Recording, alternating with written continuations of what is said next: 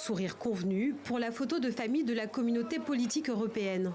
Candidats à l'entrée dans l'organisation et pays adhérents sont réunis à Tirana, en Albanie. Pour les dirigeants, un sujet s'impose, celui de la résolution de la guerre en Ukraine.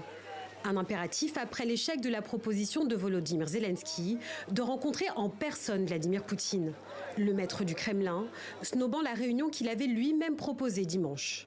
Alors les Européens tentent de mettre la pression sur le Kremlin. Nous avons ensemble à l'instant eu une discussion avec le président Trump pour d'abord tous considérer qu'il était inacceptable pour une deuxième fois que la Russie, le président Poutine, ne réponde pas aux demandes qui ont été faites par les Américains, soutenues par l'Ukraine et les Européens. Pas de cessez-le-feu et pas de rendez-vous à un niveau décisionnel et pas de réponse sur le cessez-le-feu. Car sur le front, les belligérants poursuivent leurs attaques. La nuit dernière, 112 drones russes ont été envoyés en territoire ukrainien selon Kiev. Alors ce vendredi, Volodymyr Zelensky appelle à une réaction forte en cas d'échec des pourparlers à Istanbul.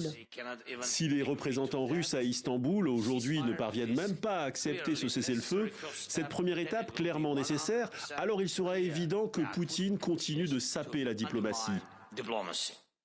Une position entendue par le secrétaire général de l'OTAN. Poutine a commis une erreur en envoyant une délégation de bas niveau. La balle est clairement dans son camp, c'est à lui de jouer. Pour l'Ukraine et ses alliés européens, la stratégie reste la même, obtenir une trêve. L'Union européenne a déjà prévu de nouvelles mesures de rétorsion contre Moscou. Les gazoducs russes sont ciblés. Nous travaillons sur un nouveau train de sanctions. Ces sanctions comprendront des mesures contre Nord Stream 1 et Nord Stream 2, mais aussi l'ajout de nouveaux navires à la liste de la flotte fantôme et la baisse du plafond du prix du pétrole. L'Union européenne prévoit également des sanctions à l'encontre du secteur financier russe. Mais les mesures punitives déjà en place n'ont pas permis de faire infléchir la position de Vladimir Poutine.